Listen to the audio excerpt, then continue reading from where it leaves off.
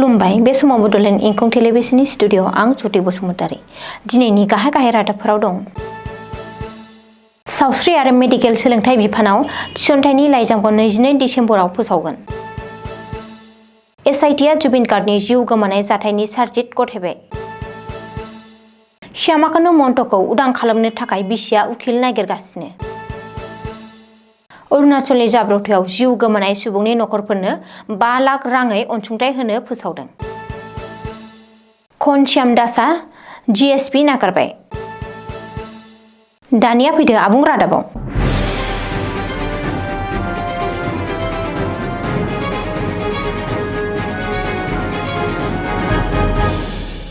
सावस्रि आरो मेडिकेल सोलोंथाइनि थिसनथाइखौ लाना गिबि मन्थ्रि डक्टर हिमन्त बिश्व शर्माया गिदिर खौरां फोसावदों।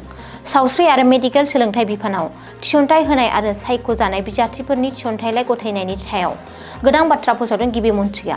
ससियेल मिडियानि गेजेरजों गिबि मन्थ्रि डक्टर हिमन्त बिश्व शर्माया फोसावनाय बायदिब्ला फैगौ 22 डिसेम्बर खालि फोसावनाय जागोन सायख'जानाय बिजाथिफोरनि थिसनथाइलाइ एबा एपइन्टमेन्ट लेटारखौ। बबेखानि आसाम डाइरेक्टर रिक्रुटमेन्टनि थिसनथाइ होनायनि खालारखौबो थाबैनो फोसावनाय जागोन होननानै गिबि मन्थ्रि डक्टर हिमन्त बिश्व शर्माया ससियेल मिडियानि जोहै फोसावदों। थिसनथाइनि बिखान्थियारि जेथोनि थाखाय एडिआरनि थिसनथाइनि खालारखौ थि खालामनो हानाय जायाखै आरो थिसनथाइनि खालारखौ फोसावनाय एसे सम लादों होननानैबो गिबि मन्थ्रिया बुंदों। आसामनि लाख लाख रायजो राजा आरो जुबिन गार्गनि अनसायगिरिफोरनि नेनाया दिनै थुंगेबाय।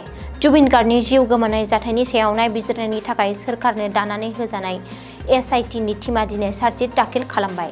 एसआइटिआ नायबिजिरनानै मोननाय रिपर्ट एबा चार्जशीटखौ दिनै दाखिल खालामदों। दिनै फुङाव एसआइटिआ 3500 बिलाइनि चार्जशीटखौ गंब्रै बाक्सुआव लानानै बिजिरसालियाव हाजिर जायो आरो सिजेएम बिजिरसालियाव दाखिल खालामो। सुलुङाव फोरमायथिनाय बायदिब्ला एसआइटिनि चार्जशीटआव जुबिन गार्गनि जिउ गोमानाय जाथायनि सायाव माखासे गिख्रंथाव सुलुंफोर सोराङाव फैदों। सोरनि गोरोन्थिनि थाखाय जुबिन गार्गनि जिउ गोमाखो बेनि बागैबो चार्जशीटआव रोखायै मख'दों। दायनिगिरिया जाहाथे जायखिजाया जाहोनाव रेहाय मोना बेनि सायावबो नोजोर होदों एसआइटिआ। एसआइटिनि चार्जशीटआव 200निबो बांसिन सुबुंफोरखौ साखी महरै सोफानाय जादों।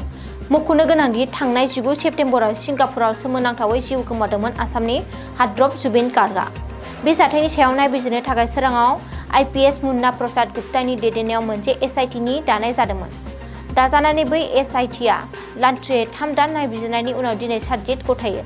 जुबिन गार्गनि केसखौ बिथा खालामनानै एसआइटिआ सा 300सो सुबुंफोरखौ नायबिजिरनायनि आवथायाव लाबोदोंमोन आरो जेरा खालामदोंमोन। मख'नो गोनांदि जुबिन गार्गनि जिउ गोमानाय केसआव सा 7 सन्देह गोनां दायनिगिरिया जोबथेसालियाव दं।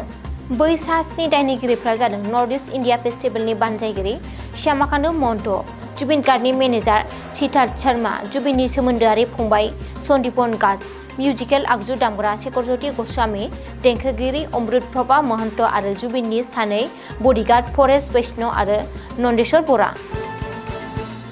मुंदांखा देंखोगिरि जुबिन गार्गनि अबथिरा जिउ गोमानाय जाथायनि सायाव नायबिजिरनायाव एसआइटिआ दिनै चार्जशीट दाखिल खालामबाय। एसआइटिआ चार्जशीट दाखिल खालामनायनि उनावनो जुबिन गार्गनि जिउ गोमानायाव गाहाय दायनिगिरि महरै दाय फोनांजानाय आरो बे समाव बाक्सानि जोबथेसालियाव सम बारहोनाय श्यामाकानु महन्तखौ उदां खालामनो थाखाय बिसिया नांथाबगासिनो।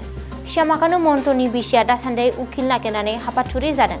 लोगोसे आसाम उखिल सन्थाया सिगाङाव लानाय थांखिखौ बोखांनानै लाफिननो थाखायबो श्यामाकानुनि बिसिया खावलायदों। बेल' नङा, श्यामाकानु महन्तनि बिसिया गोजौ बिजिरसालिनि बार एस'सिएशनजोंबो फोनांजाबदों। मख'नो गोनांदि श्यामाकानु महन्तनि बिसिया बे केसखौ सुबुंथिनि नोजोरजों सुस्रांनो थाखायबो खावलायदों। अल आसाम लयार्स एस'सिएशन मिडियानि सिगाङाव बे बाथ्राखौ बुंदों। उननि समाव बिनि सायाव सावरायनाय जागोन होननानैबो बुंदों। बेखौबो मख'नो नांगोन दि आसाम लयार्स एस'सिएशनआ जुबिन गार्गनि जिउ गोमानाय जाथायाव लोब्बा थानाय रावबो दायनिगिरिनि केसखौ लाया होननानै थांखि लादोंमोन। बेनि उनाव सासेबो उखिला बिजिरसालियाव श्यामाकानु महन्तनि जानानै नुजाथियाखैमोन।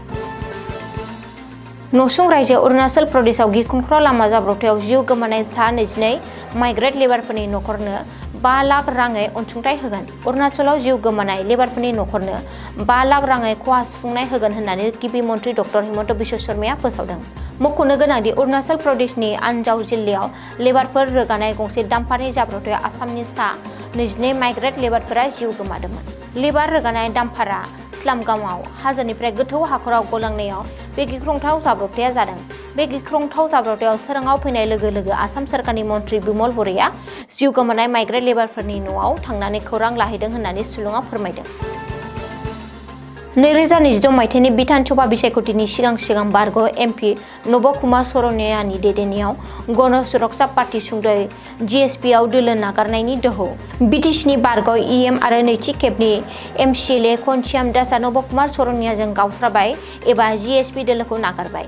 जिएसपिनि दैदेनगिरि खनस्याम दासआ 100निबो बांसिन दैदेनगिरि आरो सोद्रोमाफोरजों लोगोसे दोलो नागारबाय। मख'नो गोनांदि खनस्याम दासआ नैथि खेबनि थाखाय बिटिसिनि एमसिएलए जानायजों लोगोसे जिएसपि दोलोनि लेङाइ आफादगिरि आरो दोलोनि गाहाय मददगिरि एबा चिफ स्पन्सारमोन।